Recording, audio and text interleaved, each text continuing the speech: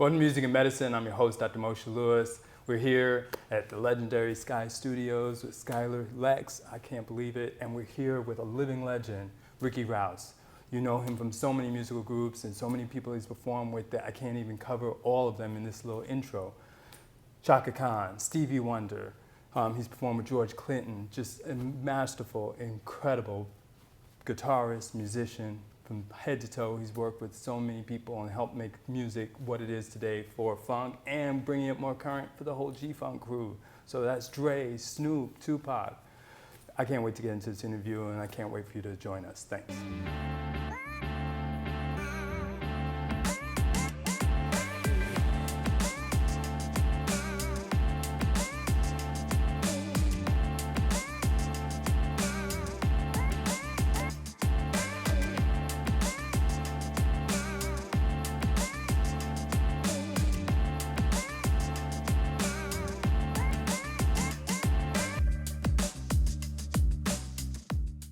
Talk to us about sort of being in Detroit at that time and then being introduced to Stevie Wonder.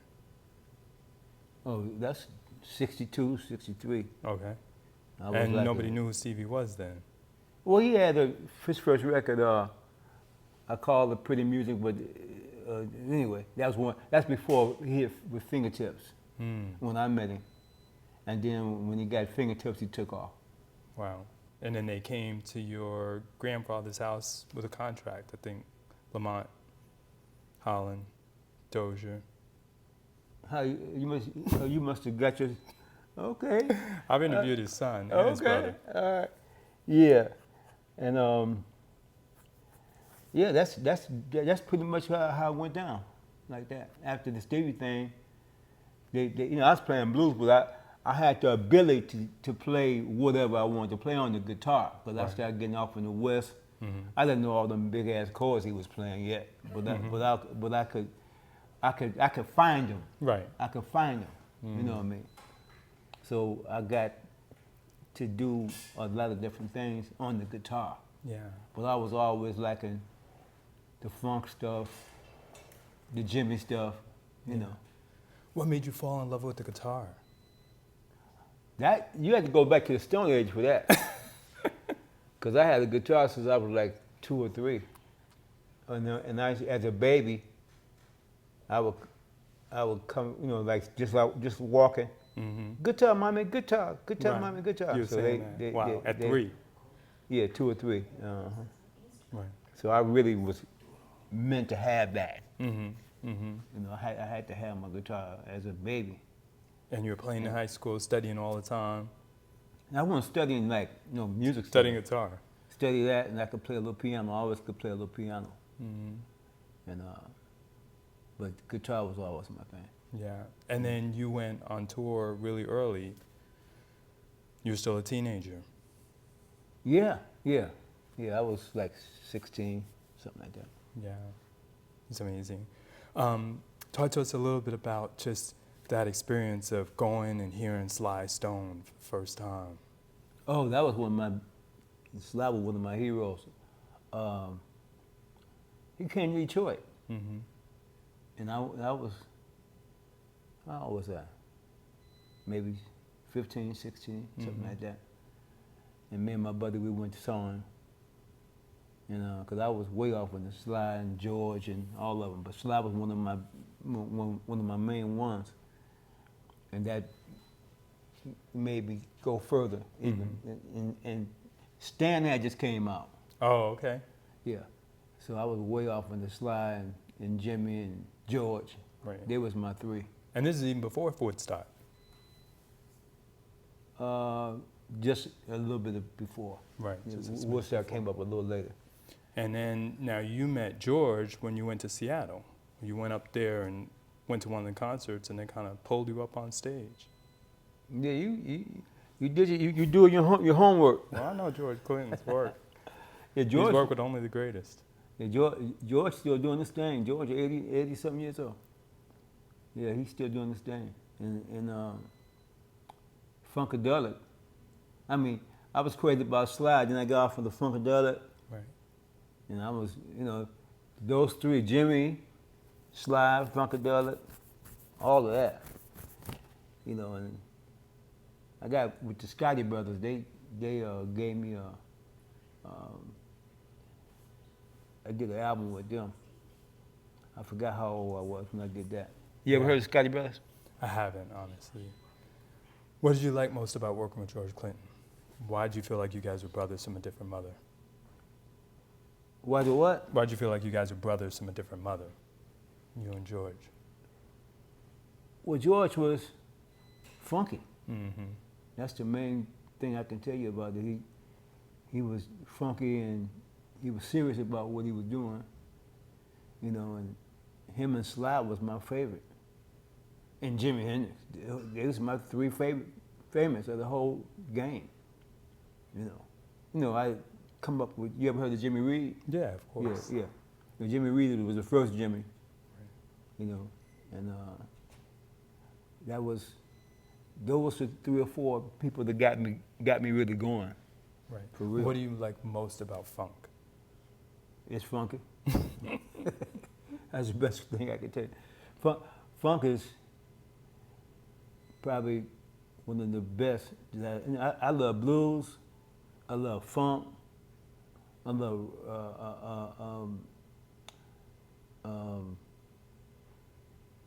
you know, pretty much all the other musics. Period. Now I'm not the jazz guy with the blah, blah, blah, blah, blah. I never did get like that, but I used to like Wes Montgomery. Yes. You know, I used to like Wes. As far as my jazz part of it, Mm-hmm. he was like a hero of mine. And what makes funk for you? It's raw, but it's like a little hipper than I would say just plain blues. I love blues too, 'cause I was into Jimmy Reed and all that. But funk is like, you know, it could be big as jazz. It's just another music, and it's a feeling music, and a funky music, you know, and that's one of my favorites is funk. Yeah. And you always tear it up. How did you learn all those tricks? Playing behind your back, in between your legs. Jimmy. Why? Yeah, I copied off Jimmy with that part of it. When Jimmy came out, he was doing all the playing with his teeth and flipping. He Sagittarius, I'm Sagittarius. And I just added that to my act. Right. You know, I was, you know, a little younger, so I was souped up. So I used to do that, all the flips and Right. All the performances. Always. playing show. with my teeth, Always. playing behind my head, between my legs. You know, that. I still can do some of that. I gotta watch it though. Right. Don't want to hurt anybody. But what about Chaka Khan? How'd you Love get her. to Love work her. with her? Chaka, who was Chaka? Was Chaka with? She was with George, I think. Mm-hmm. I think she was had with George. Chaka was the finest, beautiful singing. You know, I mean, it was a lot. Everybody loved her. She was like the queen of the whole center of what we was doing. Right. You know, and Yeah. I mean that singing, high, low, Right. soulful, Do it all. and then she fine too. Yeah, it was all that. Right. It was And all that. Musical director for 8 years. Huh? You were with her as a music director 8 years. I That's forgot incredible. that. That's crazy. I forgot that. It's amazing. That's what it is. It's amazing. That's amazing to me because I forgot. Damn, you okay? For real? Yeah, real fan. Real admirer. Real funk. And I was with for 8 years. Yeah, you sure were. As a Wow. director, putting it all together. I forgot all of that. Being all modest over here. No, I actually forgot. I mean, my mental thing is. I mean, you know, like I said, my dad had that when he got older, and my mother too. So I got touch of whatever you call that dementia a little bit. I got some of that. Yeah. We see But it I a can lot still more play today. pretty good. Yeah, and I we're still like going to to, get to listen to that in a little bit. and I still like to read Mm-hmm. books and stuff. Yeah. Well, staying active keeps your mind Yeah, young. yeah. So here you are working with all these people, keeping so busy, and then Death Row gives you a call. Now, what made you think to go work with them? Because of the people that was already there. And who was that? And I wanted to be a part of that, you know, because I come from like, you know, playing with Stevie around Motown, Mm-hmm. you know, so you know, it was time to make a change, and it worked out pretty good. To say the least, you had the foresight to work with Snoop. Yeah, Snoop he was hot then, you know, Mm-hmm. he was really hot, and then by me being on his tracks and stuff, Mm-hmm. and I was a little older than them, but they dug me, Right. you know, and it worked pretty good. Right. And you had more experience than probably anybody in the room at the time. Yeah, I mean, not bragging them, but I'm saying It's just facts. you know, we worked together, Right. and I had experience up under that, Right.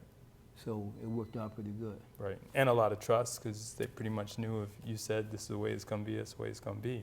Well, sometimes they'd be right, and I had to go with them, Right. you know, because they were on the younger thing, and I was older, you know, so sometimes it worked for them, sometimes it worked for me, but we made it work. Right. That was the main thing. We made it work. And I was happy about that, and I'm proud to be with what they was doing. 'Cause they was the young ones coming up, and it was big, you know, it was happening. Right. Right. It was a new thing. It was a new thing, yeah. And now Beyonce's group has called you about doing the whole remix of your song you did with them and stuff. When? So didn't they call you about doing like Bonnie and Clyde, using some of your music and stuff like that? That song that you wrote while you were there. Yeah. So I mean that's pretty incredible as well. Yeah, I feel good about all that. And I'm an old man now, but the main thing of it is I can still play, Right.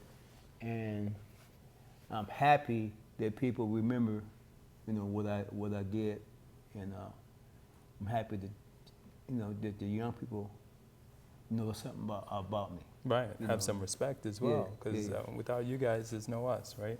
Mhm. So here you are, and Snoop's having his court case, and Tell me how long ago was that?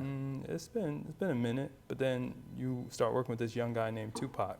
Pac was something else, boy. Yeah. Yeah, And- Pac, you know. I got some of the, you know, the pictures of, you know, on Pac and Snoop and in the house, Mm-hmm. and they were some great guys, man. Yeah. I'm happy that I would work with guys like that, and they got my name on the thing too. Right. And you wrote some of the songs. You and Pac actually had a good friendship in there. Yeah, me and Pac was cool, for real, and Snoop too, and the girl and Chaka too. I was lucky to be, you know, in that whole situation. I was lucky to be in that, boy. Right. And You wrote the songs. You wrote some of the music. You were in all the sessions. You were working your butt off. yeah, you know. Hey, I wasn't there, but I heard through grapevine. Yeah, man, you got it down. You got it down. Cause you waking me up, making me remember. Mm-hmm. You know what I mean? That's really good. I really appreciate that. Yeah, well, that's what it's all about. And let's see, so you're there and working with Tupac, and you guys are writing stuff together and actually start connecting a bit. You read some cards for him and stuff like that sometimes. Mm-hmm. Yeah, I was always good with that. I was born, you know, instead of born on the 9th, and, you know, babies come out on the 9th. I came out in the 7th. Mm. You know, so that gave me the ability to know certain things. Right, And I could still do that with cars and stuff and be accurate with it. right, And it's, you know, some people be spooked up by that, but that was just probably one of my gifts I had. right. And then I never had to learn how to read, you know, music. I just did it natural, Just came. you know, from, yeah. So that's, and I mean, that's just what God gave me, you know what I'm saying? Sure. You know. But he trusted you about that. You even sensed that he might be in a bit of danger and stuff like that, and you talked to him about that. Well, Bob, Yeah. yeah, that's the truth. Mm-hmm. I didn't know people really know that, but when I read him, it was, you know, I warned him to be careful, Mm-hmm. you know. But yeah, you always kept yourself safe and things Well, they like found that. out people found out that I could do that. Right. I mean, they found out that I could read and really do it where it was true. Right. I mean, that was my other gift, Right. besides my music. Right. Because you've been doing that for. Yeah, I've like been a doing little that bit since I yourself. was maybe 7 years old, something like that. Right. I think Michelet had come to you as well. Some other people talked to you Wow. about that. You know, yeah. See, I'm not even. You know, you making me remember. Mm-hmm. You're making me remember. Wow, that's something right there. You know, I mean, wow. Yeah, man, those great memories. You got it together. You did your work. Hey, You got to. You know, yeah. gotta recognize, gotta respect, right? Yeah, That's what man. it's about. We appreciate all you've done. I told you, come to a ton of your concerts. Yeah, you all over. waking my all brain over up, West Coast. dog. Hey, that's what makes memories, right? Memorable. Yeah, Having a good experience. it and makes stuff me like feel that. good. I had more brain during that time. But I know I'm still Ricky Rouse, though. I can still do. Sure. You know. What do you enjoy the most about music? What do you love about it? The way it makes me feel Mm-hmm. and make other people feel. Yeah. And how does it make you feel? You know, it's part of my life. You know, and I was always getting ghost pimples, you know, when I would hear something that would be soulful or good, and I still do. Yeah. You know, I still got that same feeling. Absolutely. You know, and I got a little, you know, I forget this and that every now and then, you know, but I'm still Ricky Rouse. You're absolutely RICKEY. RUSE. All right. Uh-huh. And you had a group by that name. The Ricky Rouse Club. Yeah. You remember about that? Hey, Well, you did your research, boy. you know what you're doing, man. You've been putting it down for how many years now? 50 years? Yeah, Going man. on 60 years? It's a long time. We better, Yeah, do our homework. I'm 68, man. Mm-hmm. I'm in when my grandparents were 68. But I feel pretty good. I feel pretty good. And I'm happy that I can still play. I'm happy that I still got friends, you know. So I'm going to try to be here as long as I can. Sure. Well, we love you, we respect you, and we appreciate all you've done for us. I'm going to ask you one last question, and we're going to listen to some music. Our show, the name of it's called Music and Medicine. Mm-hmm. And when you hear that, what does that mean to you?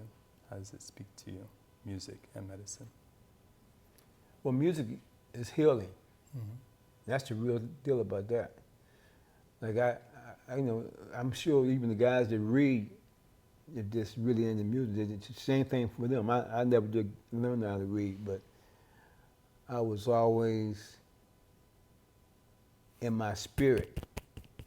You know, I could find what I loved in my spirit about music. You know, just like I did when I was a baby kid. You know, and that's the same thing. It's spiritual. Whether you read it, or write it, or hear it, or whatever. You know, because a lot of guys, they know how to read it and write it. I never learned that way, but I respect them. You know, and they have to respect me. Absolutely, absolutely. Some young cat's coming up in the game, and he wants to be like you. He wants to be one of the greatest guitar players that ever lived. What would you tell him? Well, I would tell them to get it from God. Mm-hmm. That's where I got it. You know, I got all my, you know, my gift come from that angle. I never learned how to read no music or nothing, but I never, you know, looked down on nobody that did. Sure. And Stevie, I don't think Stevie learned, you know, so there's a lot of people that know that way, and there's people that know both ways. Absolutely. You know, so I just happen to old school way. You know. Yeah, get it from God, let it come Get it naturally. from God, yeah. Sure. And it makes me feel good to even know that people like you even know who I am. Oh, That absolutely. makes me feel great, you know what I mean? Because I'm older and, you know, some people know me, some people not, may not know who I am. But it make me feel good. Sure.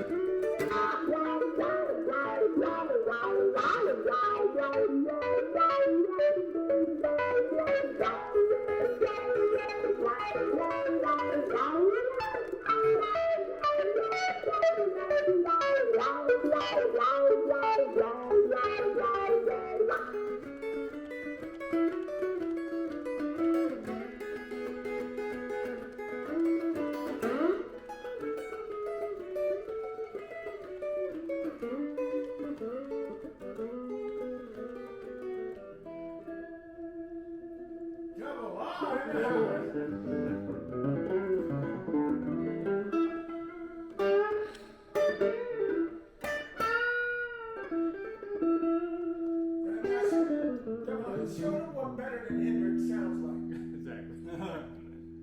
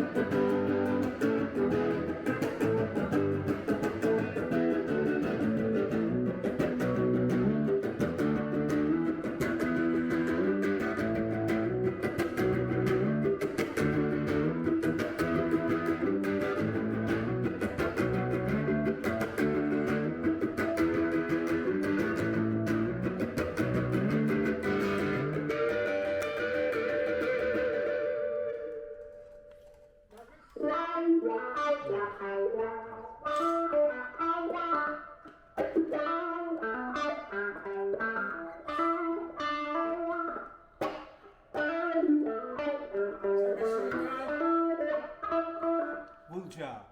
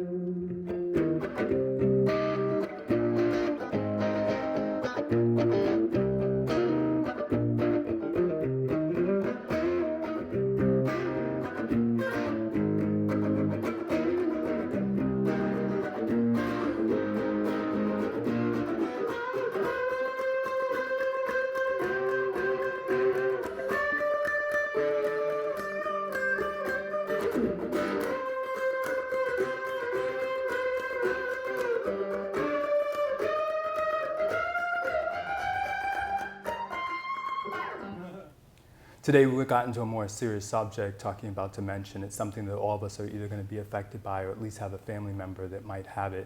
And so we really want to have a more sensitive discussion about this topic that is very important and something that we really shouldn't fear. We want to be able to put a human face on it, in this case a legendary person, Ricky Rouse, who's been a guitarist for over 60 years, just performing amazingly in front of thousands of crowds. Everybody who follows G-Funk, everybody who follows funk, and just guitarists who are legends themselves knows Ricky Rouse. And so we're privileged to be able to hear him just reminisce about some of the wonderful times he had, some of the wonderful experiences. But if you have a loved one or a family member that's actually dealing with this, we want you to reach out to the Alzheimer's Foundation at the number that you can find it below your screen if you need any resources or any help. We want to continue to put a human face on this and continue to help families realize that we care and we realize some of the stuff that you're going through.